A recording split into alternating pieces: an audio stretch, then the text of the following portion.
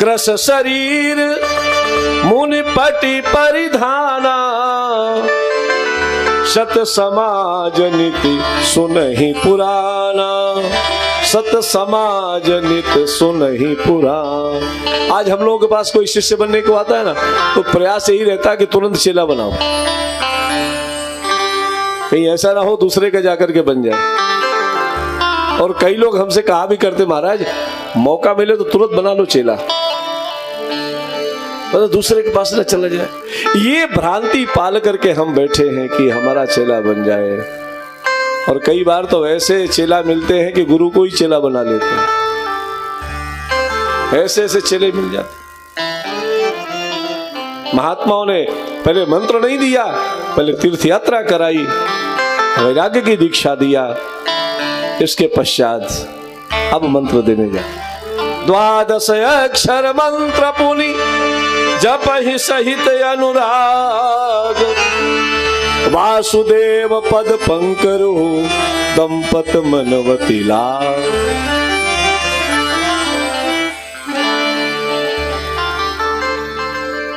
अब 12 मंत्र का जो चर्चा होती है, तो वैसे तो कहा जाता है ओम नमो भगवते वासुदेवाय नमः, इसी को 12 मंत्र कहते हैं।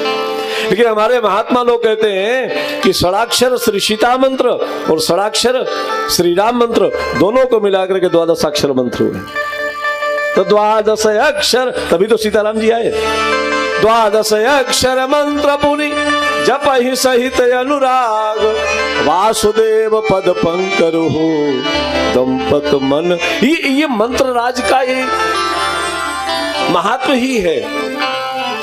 सगुण साकार उपासक जब सदगुरुदेव भगवान से मंत्र राज का उपदेश लेते हैं, 12 मंत्र जब जपते हैं, षडाक्षर श्री राम मंत्र और षडाक्षर श्री सीता मंत्र दोनों को मिलाकर के जब जपते हैं, तो भगवान जुगल सरकार की कृपा बरसती है। इसलिए मंत्र राज का जाप करना चाहिए।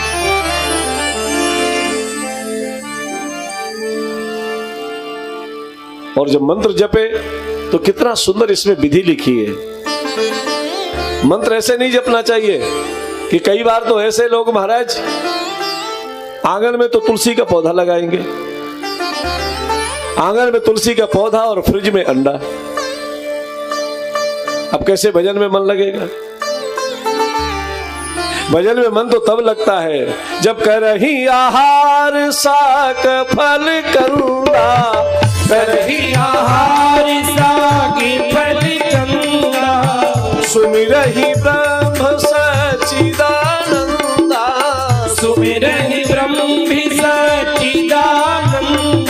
मुनि हरि हेतु करन तप लागे, वारी आधार मूल छल त्यागे। मुनि हरि हेतु करन तप लागे, वारी आधार मूल छल त्यागे। तपस्या में 3 चीजें सब बड़ी महत्वपूर्ण है, पेट, पैर और मस्तिष्क। ये तीनों कैसे पवित्र होंगे? गोस्वामी जी ने इसमें विधि बताई। करही आहार साक फल कंदा। आपके पैरों में ताकत नहीं है तो आसन कैसे लगेगा? इसलिए कंद का आहार पैर को स्वस्थ करता है। साग फल कंदा, और साग भाजी से पेट स्वस्थ होता है और फल से मस्तिष्क स्वस्थ होता है। तो भगवत उपासना में पैर, पेट और मस्तिष्क तीनों को पवित्र होना चाहिए, तीनों स्वस्थ होना चाहिए। करही आहार साक फल कंदा, सुमिरहि ब्रह्म सच्चिदानंदा, सुमिरहि ब्रह्म सच्चिदानंदा। मुनि हरि हेतु करन तप लागे, मुनि हरि हेतु करन तप लागे, वारी आधार मूल फल त्यागे, वारी आधार मूल फल त्यागे। तपस्या साधना जब आगे बढ़ी महाराज, तो कंद को भी छोड़ दिया, आहार त्याग दिया, अब तो बारी आधार जल के सहारे रहे। और अभिलाष निरंतर होई, देखिए नयन परम प्रभु सोई। उस परम प्रभु की एक कृपा कटाक्ष प्राप्त करने के लिए गोस्वामी जी महाराज कहते हैं, यही विध बीते बरस खट सहस बार आहार। 6000 वर्ष खाली जल पी करके रहे। कितने दिन? यही विध बीते बरस खट सहस बार आहारी, संबत सप्त सहस्त्र पुनि रहे समीर आधार। 6000 वर्ष जल पी करके और 7000 वर्ष खाली वायु पी करके रहे। और बरस सहस 10 त्यागे सोबू, बरस सहस 10 त्यागे सोई। ठाढ़े रहे एक पद दो, ठाढ़े रहे एक पद दो। विधि हरिहर तब किया पारा, मनु समीप आगे बहुबारा। 6000 वर्ष जल पी करके, 7000 वर्ष वायु पी करके और 10,000 वर्ष वायु को भी छोड़ करके रहे, खाली नाम के सहारे।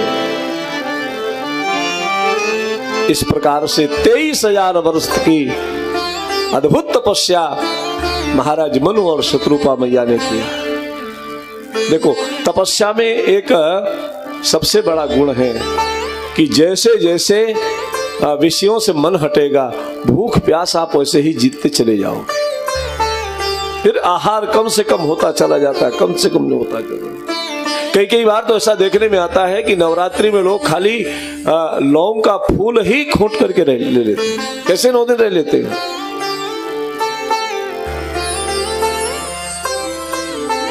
अस्थि मात्र होई रहे शरीरा, तदपि मनाग मन ही नहीं पीरा।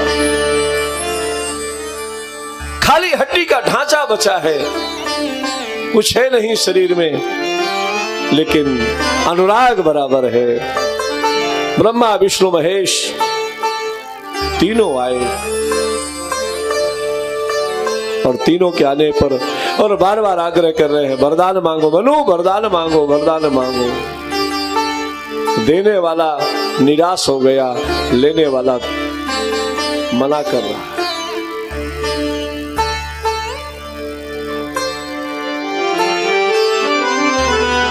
आकाशवाणी हुई, एक ऐसी दिव्य वाणी परमात्मा की सुनाई दी।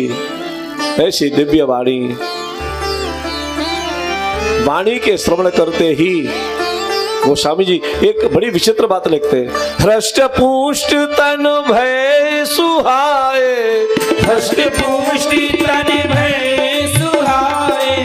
मानहु अब ही भवन ते आए, मानहु अब ही भवन ते आए। मृतक जियावन गिरा सुहाई, श्रवण रंग हुई उरित बेआई। महाराज, जैसे ही आकाशवाणी हुई, मनु मांगो क्या चाहते हो, बताओ किस क्या दे दूं तुम्हें। और भगवान की वाणी कान में सुनाई पड़ी और कर्ण के माध्यम से हृदय में प्रवेश की और हृदय में प्रवेश करते ही हृष्ट पुष्ट तन भय सुहाए। अब उस वाणी में पता नहीं कौन सा घोल मिला हुआ था कि खाली वाणी ने हृष्ट पुष्ट कर दिया, कुछ खाया पिया भी नहीं गया। मान हुआ वही भवन ते आए, मानो अभी अभी चले आ रहे हैं। तो कई बार अब ये बुद्धि इसमें तर्क करती है कि ऐसे कैसे संभव हो सकता है कि कभी कुछ खाया पिया नहीं, 23,000 वर्ष से पानी नहीं पिया और हर्ष पुष्ट तन भय सुहाए।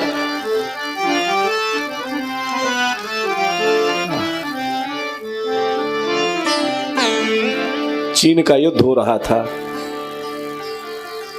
और एक सेना का सैनिक अपनी पत्नी को कह करके गया, अभी अभी विवाह होकर के आया था, एक ही रात्रि पास में रह पाया होगा, पत्नी से विदा लेकर के चल पड़ा।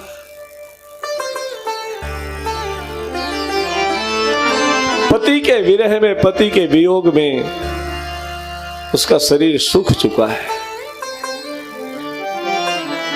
इतना सूख गया शरीर कि कलाई में जो चूड़ी थी ना, वो अपने आप बाहर आने लगी। एक वर्ष के बाद वो एक दिन आया जब उसके दरवाजे में कौवा आकर के बैठा। कौवे ने जैसे बोलना शुरू किया तो उसने खींच करके उसको उड़ाने का प्रयास किया, तो उड़ाते समय चूड़ी अपने आप हाथ से निकल गई, नीचे गिर करके टूट गई। घबरा गई है, बिल्कुल हड्डी का ढांचा था इसके शरीर में।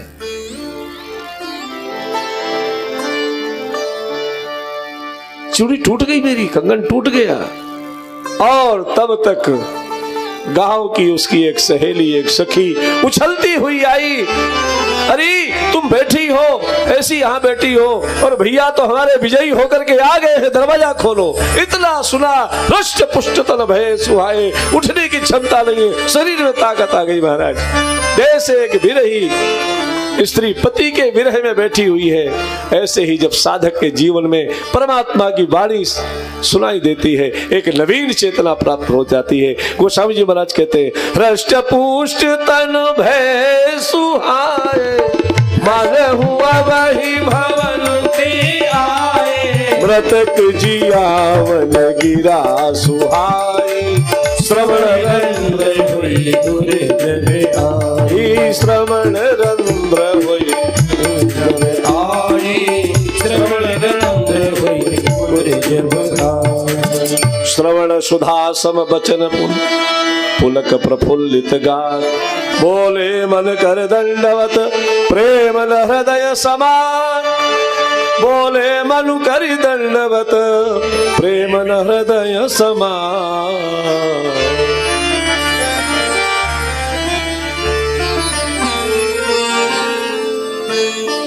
किस रूप में मुझे देखना चाहते हो? करोड़ों करोड़ों कामदेव न्यौछावर हो जाए तो भगवान कैसे आए? बोले नील सरोरु।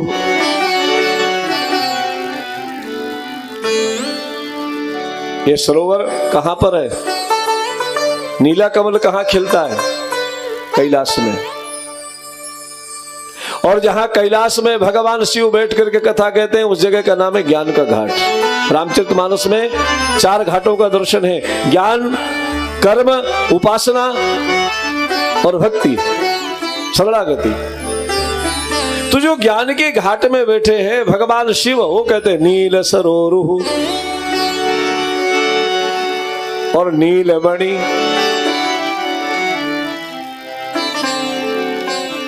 जो कर्म के घाट में बैठे हैं, ऐसे याज्ञवल्क्य जी महाराज कहते हैं कि भगवान नीलमणि है। लेकिन नीलगिरी पर्वत पर विराजमान उपासना के घाट में जो कागसुंडी जी महाराज कथा कह रहे हैं, उन्होंने कहा नहीं नहीं, नील नीर घनश्याम, मणि तो खाली सर्प को आनंद देती है, और नील कमल उसी को मिल सकता है जो वहां तक जाएगा। लेकिन नीला मेघ जब सामने आता है तो संपूर्ण समाज को आनंद प्राप्त होता है। ऐसे भगवान हमारे नील नीर घनश्याम। और तब तक गोस्वामी तुलसीदास जी महाराज ने शरणागति के घाट पर बैठ करके निर्णय दे दिया, लाज ही तनो शोभा निरखी, कोटि कोटि सतकाम। ये गोस्वामी जी का मत, शरणागति के घाट पर भगवान ने कहा कि बिल्कुल चिंता मत करो। भगवान को देख करके महाराज मनु जी महाराज ने हाथ जोड़ करके निवेदन कर दिया। भगवान ने जैसे कहा, क्या चाहते हो? और कितनी बड़ी दयालुता भगवान के देखो तो। लोग कहते हैं भगवान निर्गुण निराकार है, ऐसा सगुण साकार देवता कहां मिलेगा? मनु जी ने देखा और मनु जी ने जैसे साष्टांग दंडवत किया, दंडवत करने के साथ ही भगवान मनु जी को उठा लेते हैं, हृदय से लगाते हैं और फिर कहते हैं मनु संकोच त्याग करके मुझसे मांग लो। मनु जी ने कहा कि पहला वरदान तो आप ये दो कि अगले जन्म में हम दोनों पति पत्नी एक साथ रहें।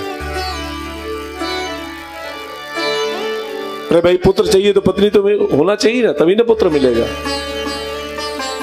हम दोनों का जोड़ा टूटे नहीं। और फिर दूसरा वरदान ये कि महाराज चाहूं तुम ही समान सुत प्रभु सन कवन दुराव। गोस्वामी जी कहते देखी प्रीत सुनी बचन अमोले, देखी प्रीत सुनी बचन अमोले, एवं मास्तु करुणा निधि बोले, एवं मस्ति करुणा निधि बोले। मनु जी महाराज की प्रीति और भक्ति को देख करके भगवान बगैर विचारे कह दिए एवं वस्तु, चाहूं तुम ही समान सुत। मनु जी ने कहा और भगवान ने कह दिया तथास्तु, मिल गया। अब भगवान विचार करने लगे रे मेरे जैसा मिलेगा कहां, तो आप सरिस खोजो कहां जाई, आप सरिस खोजो कहां जाई, नृप तब तनय होब मैं आई, नृप तब तनय होब मैं आई। मेरे जैसा मैं ही हो सकता हूं। इसलिए अब समस्या यह है ना कि कल्प वृक्ष के नीचे बैठ के कोई बात सोचो ना, तो सोचना ही तुम्हारा काम है, तो मिलना तो देना तो उसका काम है। और भगवान कल्पतरु है। मनु जी ने कहा कि चाहूं तुम ही, और फिर कह दिया समान सुत, आपको चाहता हूं। तो भगवान ने कहा कि मेरे जैसा तो मैं ही होता हूं, लेकिन अब तुमने तो मुझसे भी मांगा, मुझे भी मांगा और मेरे जैसा भी मांगा, तो मनु मैं भी आऊंगा और मेरे जैसा भी आएगा। दो दो वरदान दे। लपतव तले हो मैं आई। शत्रुपा जी को भगवान ने कहा देवी तुम्हारी क्या इच्छा है। तो शत्रुपा जी ने कहा मेरे पति देव ने जो मांगा सब मेरे लिए ही मांगा है। भगवान ने कहा कि तुमको क्या मिलेगा। बोले आप इनके बेटे बनोगे तो मां तो मैं ही बनूंगी। तो भगवान ने सोचा कि आगे, अच्छा इसके बाद भगवान ने इनको देवी नहीं कहा, पहले देवी कहा। और जैसे ही शत्रुपा जी ने कहा आप मेरे बेटा बनोगे, तो भगवान ने कहा अभी से माता जी कहने की आदत डाल लो। और भगवान ने कहा मातु विवेक अलौकिक तोरे, मातु विवेक अलौकिक तोरे, कबहु न मिटी अनुग्रह मोरे, कबहु न मिटी अनुग्रह मोरे।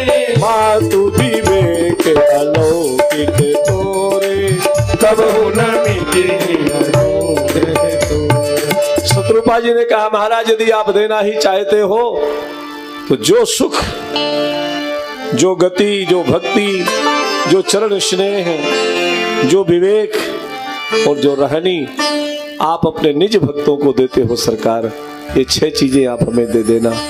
सोई सुख, सोई गति, सोई भगति, सोई निज चरण स्नेह, सोई विवेक, सोई रहनी प्रभु हम ही कृपा करी दे।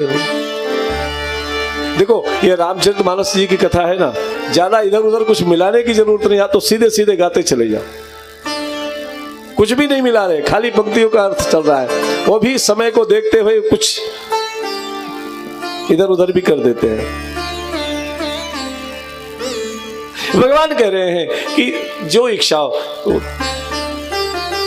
गए थे एक वरदान मांगने के लिए, उपासना पुत्र की थी, लेकिन 8 वरदान मिल गए। 6 शत्रुपा जी को मिले, 2 मनु जी को मिले और 8 में एक अलग से भगवान ने अपने मन से दिया। अब एक वरदान मेरी तरफ से भी ले लो। वो वरदान क्या था? भगवान कहते हैं कि मैं जीव को तभी मिलता हूं जब जीव के जीवन में ना तो पुण्य रहता है ना पाप रहता है।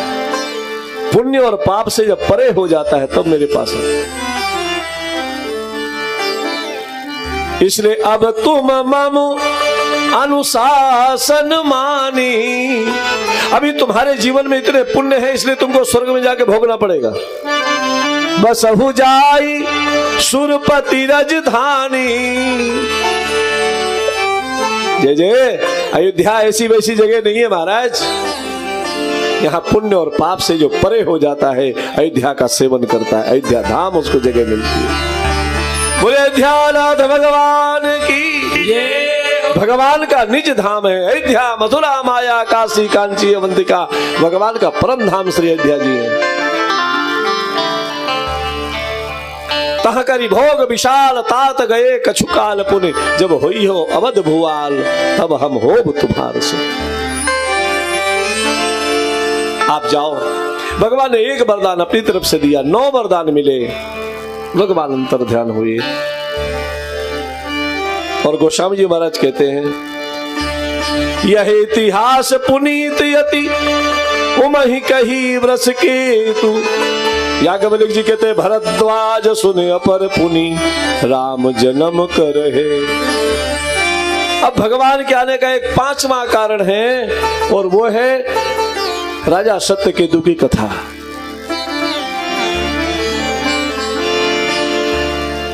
सत्य की पताका, केतु कहते पताका को, ध्वजा को। सत्यकेतु वो है जो धर्म की ध्वजा को धारण करता, सत्य की ध्वजा को धारण कर रहा है। और इसके 2 पुत्र हैं। ज्येष्ठ पुत्र का नाम प्रताप भानु है और दूसरे पुत्र का नाम अरिमर्दन है।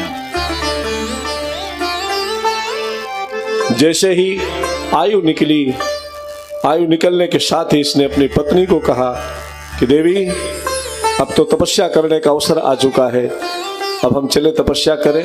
क्यों? ये आयु ऐसी निकलती जा रही है, चली जा रही है उम्र धीरे धीरे, चली जा रही है उम्र धीरे धीरे। पल पल वो आठों प्रहर धीरे धीरे, पल पल वो आठों प्रहर धीरे धीरे।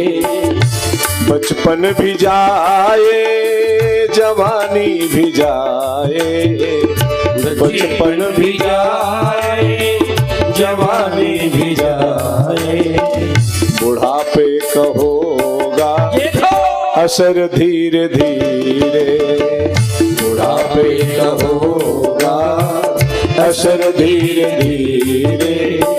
चली जा रही है उम्र धीरे धीरे, चली जा रही है उम्र धीरे धीरे। तेरे हाथ पाँवों में बल ना रहेगा, तेरे हाथ पाँवों में बल न रहेगा। तेरे हाथ पाँवों में बल ना रहेगा, तेरे हाथ पाँवों में बल न रहेगा। झुकेगी तुम्हारी कमर धीरे धीरे, झुकेगी तुम्हारी कमर धीरे धीरे।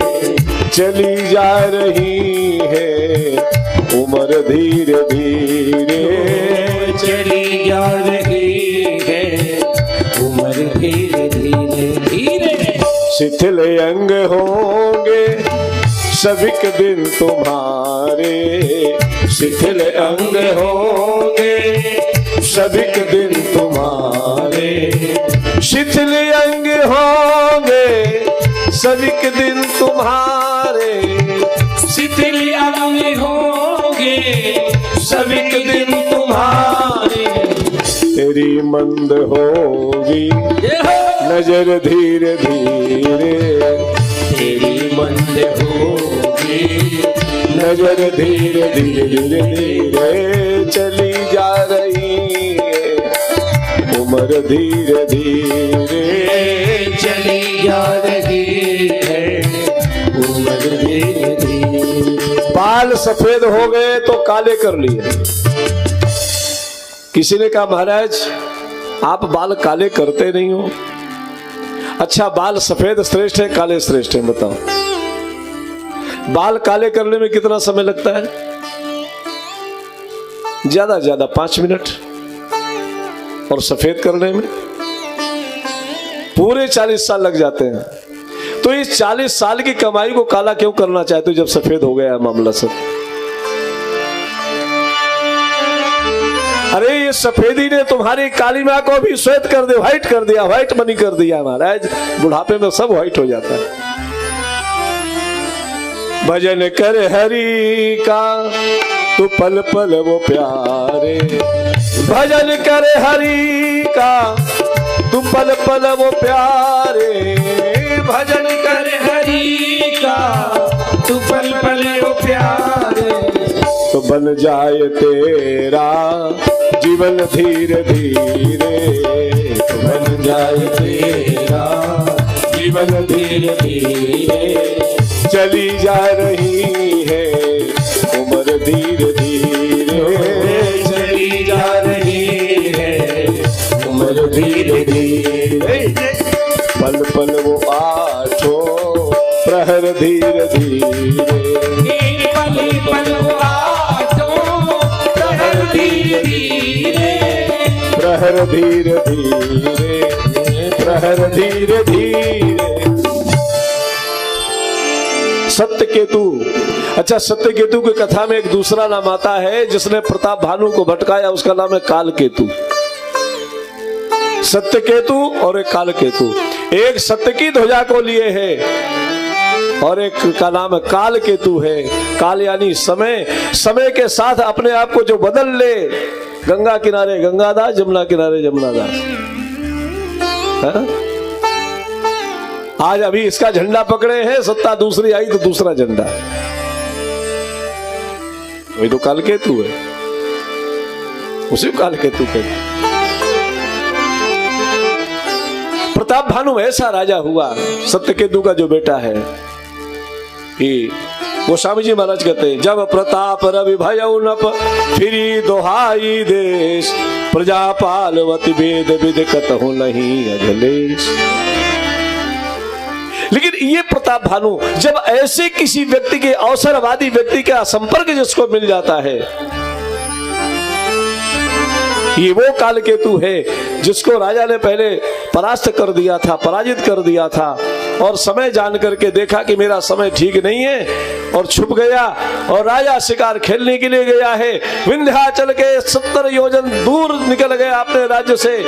विंध्याचल के जंगल में महाराज इतना दूर चला गया है और रास्ता भटक गया। यद्यपि शिकार पूरा हो चुका था, फिर भी कालकेतु रूपी शुकर को देखा और उसके प्रति प्रलोभन बढ़ा। देखो प्रताप भानु बहुत सुंदर राजा है। प्रताप भानु ने जितना दान किया, धर्म किया, पुण्य किया, नाना बापी कूप तड़ागा, विप्र भवन सुर भवन सुधाए, कितने कितने धर्मशाले बनवाए, बापियां बनवाई, कूप बनवाए, बगीचे बनवाए, कितने वृक्ष लगवाए, कितने ब्राह्मणों की कन्याओं की शादियां किया, दान किया, गौ दान किया, वस्त्र दान किया, अन्न दान किया, सब कुछ किया। लेकिन उसको भी प्रलोभन कहां खींच करके ले गया? काल केतु रास्ता भटकाता है तो अवसरवादी लोग हमेशा रास्ते को भटका देते हैं। इसलिए अवसरवादियों से थोड़ा सावधान व्यक्ति को रहना चाहिए। कभी इधर जाए कभी उधर जाए। ऐसा महाराज कालकेतु उसको दूर ले गया और फिर वहां, और जो अवसरवादियों के बताए हुए रास्ते को पकड़ता है उसको कपट मुनि ही मिलता है, उसको समर्थ सदगुरु नहीं मिलता, उसको कपट मुनि ही मिलता है। और जब कपट मुनि मिलता है तो वो ऐसा सुझाव देता है कि मैं तुझे अमर कर दूंगा, जो काम ब्रह्मा नहीं कर सकते हैं मैं करके दिखा दूंगा। और परिणाम ये होता है 1 लाख ब्राह्मणों का भोजन कराता है और उसमें रसोई में मांस तैयार करवा देता है। ये कपट मुनि, परिणाम यह हुआ कि ब्राह्मणों के लिए आकाशवाणी हुई कि इसके रसोई में मांस बना है। तो ब्राह्मणों ने कहा कि हमारा धर्म भ्रष्ट करना चाह रहे थे, हमारा श्राप है, 1 वर्ष के बाद अंदर तुम्हारा सारा राज्य नष्ट हो जाएगा। ईश्वर ने हमारा धर्म बचाया, लेकिन तेरा परिवार समाप्त हो जाएगा, ऐसा श्राप दे दिया। और परिणाम यही प्रताप भानु दूसरे जन्म में रावण और छोटा भाई अरिमर्दन, कुंभकर्ण और विमात्र भाई जो था, वो जो धर्मरुचि था, जो महामंत्री था सत्यकेतु का, वो विभीषण बन करके आता है। महाराज पुलस्त ने जो तपस्या किया था और पुलस्त का जो विवाह हुआ, उससे विशस्त्रवा नाम के ऋषि पैदा हुए।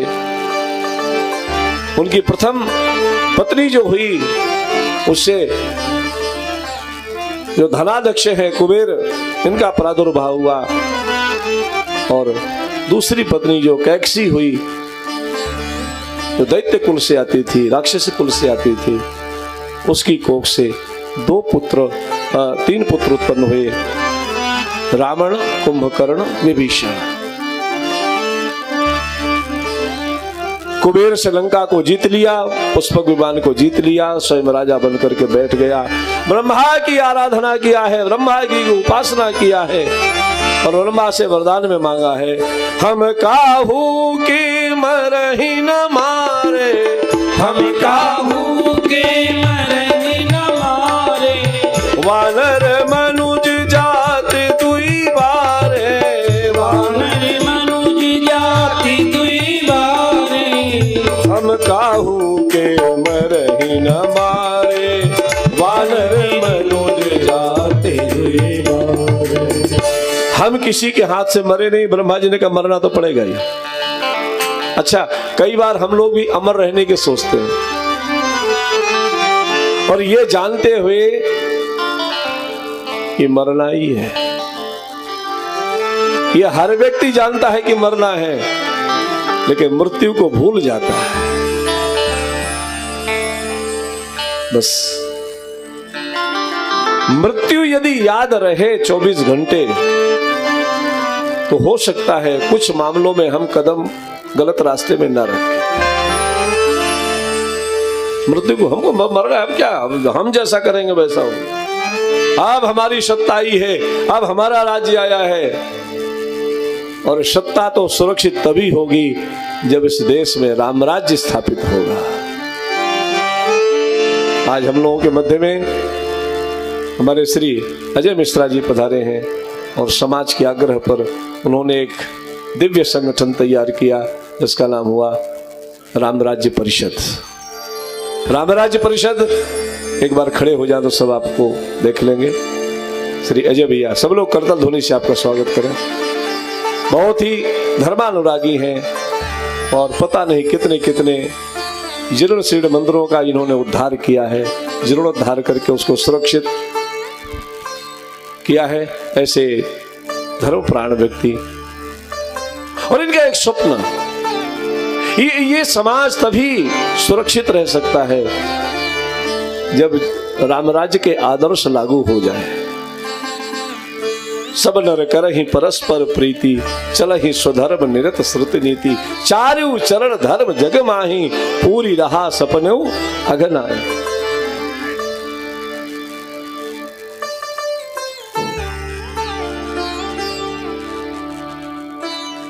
रावण ने वरदान मांगा, हम मरे नहीं।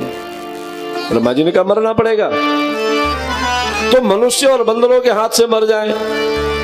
रावण ने विचार किया कि ये हमको क्या मारेंगे, हम ही मार देंगे।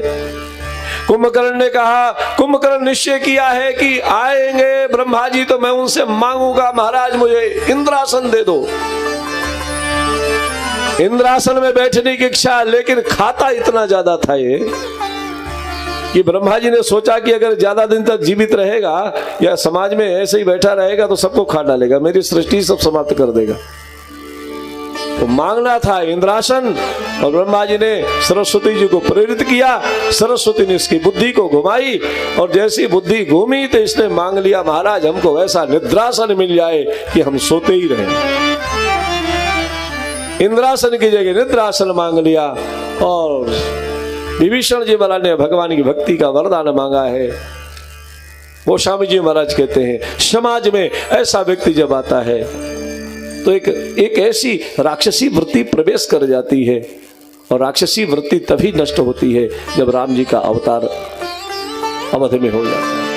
वो स्वामी जी के शब्द, बाढ़े खल बहु चोर जुआरा, जेलम पट पर धन बरदारा, माँ नहीं मात पिता नहीं देवा, साधुन सन करवा वही सेवा, जिनकी यह आचरण भवानी, ते जानो निश्चर सब कानी, अतिशय देख धर्म के ग्लानि, परम सहित धरा अकुलानी, गिरिशर सिंधु भार नहीं मोही, जसमहि गरु एक परद्रोही, सकल धर्म देखई विपरीता, कहि न सकई रावण भय भीता, अब धेनु रूप धरि हृदय विचारी, गई कहाँ सुर मुरझारी, निज संताप सुनाय सिरोई, काहुत कछु काज न होई, काहोते कछु काज न होय, सुर मुनि गंधर्वा मिलकर सर्व के विरंच के लोका, संग गोतन धारी भूम विचारी, परम विकल भय शोका, ब्रह्मा सब जाना मन अनुमाना, मोर कछु न बसाई, जाकर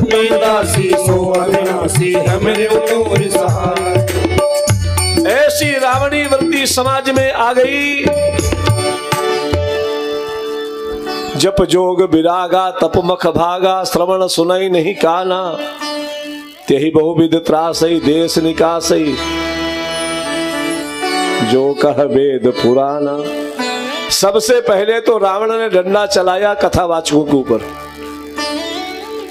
जितने कथावाचक थे महाराज ऐसा मारा रावण ने।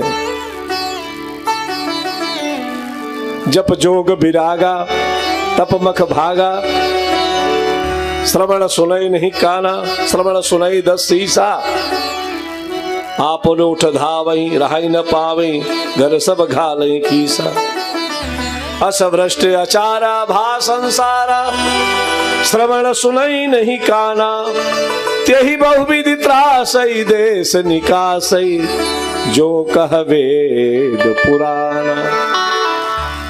जितने कथावाचक थे रावण ने सबको देश निकाला कर दिया। ये सब गए कहां? तो कथावाचक तो बहुत है। जितने कथावाचक थे रावण आने वाला है, बोले कथावाचक जाए कहां? बोले सभी कथावाचकों को वृंदावन पहुंचा दो, अयोध्या जी पहुंचा दो, चित्रकूट पहुंचा दो। क्यों? इन तीर्थ, ये तीर्थ ऐसे पवित्र हैं, इन तीर्थों की रक्षा भगवान स्वयं करते हैं मूर्तिमान होकर के। इसलिए कथावाचकों ने निर्णय ले लिया, चलो हम सब लोग तीर्थों में चलते हैं, तीर्थ में रावण का प्रभाव नहीं रहेगा। इसलिए चित्रकूट अयोध्या वृंदावन में जाकर के रहना शुरू कर, और तभी से तीर्थों में खूब कथावाचक मिल जाते हैं। श्रोता भले ही कम पड़ जाए लेकिन कथावाचक की कमी नहीं पड़ेगी। तेई बहुविध त्रासई देश निकासई, जो कह वेद पुराना। ऐसा रावणी वृत्ति समाज में आ गई। कहीं यज्ञ नहीं, कहीं धर्म नहीं, कहीं दान नहीं, चारों तरफ त्राही त्राही मचा दिया रावण के। और महाराज आदेश कर दिया, यत्र यत्र द्विजागावो वेदावरणाश्रमा क्रिया तम तम जनपदम यातम। जहां जहां ब्राह्मणों के गांव हो आग लगा दो, गौशालाएं हो आग लगा दो, जहां अग्निहोत्र हो रहा हो, हवन हो रहा हो, उपासना हो रही हो, तपस्या हो रही हो, सबको मारो। और स्वयं स्वर्ग में जाकर के चढ़ाई किया। इसके बेटे का नाम मेघनाद है, इसने जाकर के इंद्र को जीत लिया, इसका नाम ही इंद्रजीत हो गया। देवता लोग घबराए, पृथ्वी कांप गई रावण के आतंक से। और ब्रह्मा जी महाराज के समीप में गई है। धेनु रूप धरि हृदय विचारे, गई तहां जहां सुर मुनि झारी। अपना कष्ट सुनाया तो ब्रह्मा जी ने कहा कि तुम्हारे दुख से तो हम भी दुखी हैं, लेकिन इस दुख से छुटकारा तो खाली परमात्मा ही दिला सकते हैं। चलो परमात्मा को खोजो, मिलेगा कहाँ? तो भगवान शिव कहते हैं, देवी जब सब देवता इस तरह से घूम रहे थे तो हम भी उसी झुंड में थे, हम अलग थोड़ी थे। त्यही समाज गिरजा में रहूं अवसर पाई। क्योंकि रावण के आतंक से आतंकित तो भगवान शंकर भी थे ना। रावण से भगवान शंकर से रावण ने कहा कि महाराज आप हमें लंका तो दी, लेकिन पार्वती दे दो। भगवान तो और हरदानी, पार्वती ही दे दी है। अब पार्वती को लेके जा रहा है। पार्वती मैया ने सोचा कि राक्षस है, अगर कहीं ले जाएगा तो बड़ा अनर्थ होगा। भगवान नारायण से प्रार्थना किया और भगवान नारायण ने पार्वती मैया को कहा कि आप तो राक्षसी का स्वरूप बना लो। और राक्षसी का स्वरूप बनाया और साधु का स्वरूप बना करके भगवान पहुंचे और रावण से कहे, अरे अरे रावण तूने इतनी बड़ी तपस्या किया भगवान भोलेनाथ की, और तुझे मिला क्या? बोले स्त्री रत्न साथ में लेके जा रहा हूं। पीछे तो देखो कौन है। देखा तो विकराल राक्षसी का रूप था। रावण को बड़ा गुस्सा आया और दौड़ा दौड़ा आया और कैलाश ही पलट दूंगा। कैलाश को उठाने लगा। पार्वती मैया ने कहा कि महाराज ऐसे को चेला बनाए हो कि आप ही को उठा कर फेंक दे रहा है। और भगवान शिव ने अपने दाहिने चरण के अंगूठे से जैसे ही कैलाश को दबाया, रावण नीचे दब गया और बहुत दिनों तक रोता रहा। इसलिए रोवन रोवन रोवन से रावण रावण रावण नाम हो गया। बहुत दिनों तक रोया। भगवान शिव कहते हैं, लकड़ी के अंदर जैसे आग रहती है, गाय के अंदर जैसे घी रहता है, मेरा परमात्मा से सर्वत्र निवास करता है। आग जग में सब रहित विरागी। मुझसे पूछते हो तो मेरा मत ये है कि मेरा परमात्मा सर्वत्र व्याप्त है। प्रेम ते प्रभु प्रगट ही जिमियागी। इसलिए यदि हम उसकी प्रार्थना यहीं पर करें तो हो सकता है भगवान ही हमको आश्वासन दे दे। सब देवताओं ने भगवान शिव के साथ में स्वर मिला करके स्तुति करना प्रारंभ किया है। और भगवान की जो स्तुति गाई गई, वैष्णव जनों ने संध्या कालीन अपनी स्तुति में उसको शामिल कर लिया। गोसाई जी महाराज कहते हैं, देवताओं ने स्तुति गाई, जय जय सुरनायक जन सुखदायक प्रणत पाल भगवंता गोद जेतारी जय असुरानी सिंधु सुता प्रियतंगा पालन सुर धरनी अद्भुत करनी मर्म न जानई कोई जो सहज कृपाला दीन दयाला करहु अनुग्रह जय जय अविनाशी सब घटवासी व्यापक परमानंदा अभिगत गोपीतम चरित पुनीतम माया रहित मुकुंदा जहि लागी विरागी अति अनुरागी विगत मोह मुनि वृंदा निशिवास गुनि गण गावे जयति सच्चिदानंदा सीताराम राम राम सीताराम राम राम सीताराम बोलो हाथ ऊपर करके सीताराम राम राम सीताराम राम राम सीताराम राम राम सीताराम राम राम सीताराम राम राम सीताराम राम राम सीताराम राम राम सीताराम राम राम सीताराम राम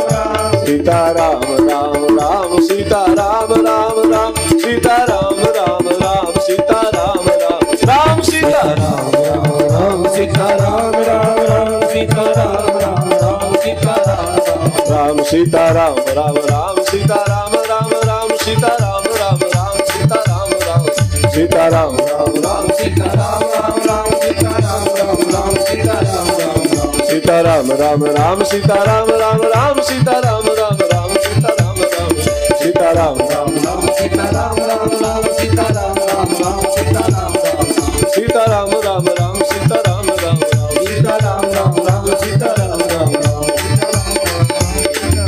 जानी सभे सुर भूमि सुनी वचन समेत सने गगन गिरा गंभीर भई हरहु शोक संदेह गगन गिरा गंभीर भई हरणि शोक संदेह जानी सभे सुर भूमि सुनी वचन समेत सने। देवताओं की प्रार्थना को सुन करके आकाशवाणी में भगवान आदि नारायण ने आश्वासन दे दिया है। बाबा लिखते हैं जनि डर बहु मुनि सीत सुरेशा तुम ही लागी धरी अंसन सहित मनुज अवतारा लई हम दिन कर से उदारा कश्यप अदित महातप की दिन कह मैं दशरथ कौशल्या रूपा कौशलपुरी प्रगट नर भूपा तिनके ग्रह अवतरी है मुजाई रघुकुल तिलक सोचारे रघुकुल तिलक सुचारू। आश्वासन मिल गया है। भगवान ने आकाशवाणी में कहा जनि डर बहु देवताओं डरो मत, तुम्हारे हित के लिए मैं पृथ्वी पर अवतार ग्रहण करूंगा। पूर्व में जिन्होंने तपस्या किया है कश्यप अदिति महातप कीन्हा तिनका मैं पूरब वर दीना ते दशरथ कौशल्या रूपा कौशलपुरी प्रगट नर भूपा तिनके ग्रह अवतरी हो जाई रघुकुल तिलक सचार्यो भाई नारद वचन सत्य सब करी हो परम शक्ति समेत। इसमें 3 कल्पों की कथा जुड़ी है रामावतार में, जिसमें एक महाराज मनु और शत्रुपा जी का, एक कश्यप और अदिति जी की तपस्या और एक नारद जी का श्राप। ये जो अभी 52 ब्रह्मांड में जो अवतार हुआ भगवान का, जिस ब्रह्मांड में हम लोग रहते हैं इस ब्रह्मांड का नाम 52 ब्रह्मांड है। इसमें 3 कल्पों की कथा जुड़ी हुई है। भगवान का आश्वासन ब्रह्मा जी ने सुना और ब्रह्मा जी ने देवताओं को कहा भगवान आ रहे हैं, भगवान का अवतार होने जा रहा है और परमात्मा अवतार ने इसके पहले हम सब सेवा करने के लिए उनके पार्षद बन करके पहुंचे। आदेश कर दिया है। गोस्वामी जी कहते निज लोक ही विरंचिगे देवन ही सिखाई बानर तनु धरी धरी मही हरिपद से बहु जाए। सब देवता अपने अपने धाम को गए और तब गोस्वामी तुलसीदास जी महाराज संपूर्ण समाज को ले चलते हैं श्री अयोध्या धाम। बोलिए अयोध्या धाम की अवधपुरी रघुकुल मणि रावो वेद विदित दशरथ नाऊ धर्म धुरंधर गुण निधि ज्ञानी हृदय भगति मति साधने पानी। महाराज अयोध्या नरेश चक्रवर्ती सम्राट महाराजाधिराज महाराज दशरथ जिनकी 3 पत्नियां हैं कौशल्या दिना ऋषभ सब आचरण पुनीत पति अनुकूल प्रेम दृढ़ हरिपद कमल विनीत। कौशल्या कैकेयी सुमित्रा तीनों देवियां और महाराज दशरथ के हृदय में ग्लानि हुई। सिंहासनारूढ़ सिंहासन पर बैठे हैं। यहाँ पर पुराण की कथा जोड़ती है। एक बार महाराज स्वर्ग गए और स्वर्ग में पहुंचे तो इंद्र ने अपना आधा सिंहासन खाली कर दिया। महाराज आधिराज चक्रवर्ती सम्राट का स्वागत हुआ और महाराज दशरथ इंद्र से स्वागत सत्कार प्राप्त करके वापस आ रहे थे किसी कार्य से, फिर वापस गए, देखा तो सिंहासन को धुला जा रहा था। महाराज ने कहा सिंहासन धोया क्यों जा रहा है? तो इंद्रपुरी के रक्षकों ने कहा कि महाराज इसमें आप अभी बैठे थे ना, और आपके जीवन में कोई संतान नहीं है, आप संतानहीन हैं, और संतानहीन यदि हमारे इस सिंहासन पर महाराज के कोई बैठ गया तो अशुद्ध हो गया सिंहासन, इसलिए इसको आकाश गंगा के जल से धोया जा रहा है। महाराज को इतनी गिलानी हुई, सिंहासन पर बैठे हैं। गोस्वामी जी कहते एक बार भूपति मन माही भय गलानी मोरे सुत नाही। मेरी कोई पुत्र नहीं है, ग्लानी हो गई। तो गोस्वामी जी कहते गुरु ग्रह गया तुरंत मही पाला चरण लाग कर विनय विशाला। निज दुख सुख सब गुरु ही सुनायो कई वशिष्ठ बहुविध समझायो। धरहु धीर होई है सुतचारी जब मन विदित भगत भयहारी। श्रृंगी ऋषि वशिष्ठ बुलावा पुत्र काम शुभ यज्ञ करावा। भगत सहित मुनि आहुत दीने प्रगटे अग्नि जरूर कर लेने। जो वशिष्ठ कछु हृदय विचारा सकल काजु भाषित तुम्हारा। यह हवि पांच देहु न पुजाई यथा जोग यही भाग्य बनाए। तब अदृश्य भय पावक सकल सबई समुझाई। परमानंद मगन नपो हरस हृदय समा। गुरु ग्रह गया तुरंत महिपाला चरण लाग कर विनय विशाला। महाराज को गिलानी हुई और महाराज अपने सिंहासन से उठ करके सीधे गुरुग्रह में पधारे हैं, और गुरुग्रह में जाकर के महाराज के चरणों में जाकर के पहुंचे। राजन, हाँ महाराज, क्या बात है? सारा जीवन निकल गया, कोई संतान नहीं है, देर से आए हो, लेकिन धैर्य धारण करो, मेरे आशीर्वाद से 4 संतान होगी। विभांडक के पुत्र श्रृंगी जी को बुला करके पुत्रेष्ठ यज्ञ करवाया गया, और यज्ञ में आहुतियां चल रही थी। उसी समय अग्निकुंड से अग्निदेव भगवान का प्रादुर्भाव हुआ। हाथ में चांदी के कटोरे में हविष्यान लेकर के प्रकट हुए हैं। बोल अग्निदेव भगवान की जय। और महाराज वशिष्ठ को प्रदान किया, महाराज आप अपने शिष्य दशरथ जी को दे, राजा को दे, और हविष्यान का प्रसाद वशिष्ठ जी के द्वारा महाराज आदिराज चक्रवर्ती को प्राप्त हुआ। और महाराज ने ला करके वो खीर का प्रसाद जो अग्निदेव भगवान ने प्रदान किया था, आधा हिस्सा कौशल्या मैया को दिया गया, आधे हिस्से के 2 भाग हुए, एक कैकेयी जी को, और जो शेष बचा उसके 2 भाग किए। कौशल्या जी से सुमित्रा जी को दिलाया और कैकेयी जी से सुमित्रा जी को दिलाया। तीनों माताएं गर्भवती हो गई हैं। यही विधि गर्भ सहित सब रानी भई सखल हर्षित सुख भाग। माताएं गर्भवती हुई हविष्यान के प्रसाद से। भगवान शिव भी कथा कहते कहते पार्वती मैया को बोले देवी अब कथा बंद। तो महाराज कथा क्यों बंद कर रहे हो? बोले हमारा परमात्मा निराकार से निराकार होकर के आने वाला है, तो हम भी वहीं पहुंचेंगे। तो क्या उस निराकार परमात्मा की आप निराकार रह करके सेवा नहीं कर सकते हो? बोले ऐसा नहीं है, यदि वो निराकार से निराकार हो रहा है तो हम भी निराकार से निराकार हो जाएंगे। आप कैसे पहुंचोगे? बोले हम तो बंदर बन के पहुंचेंगे।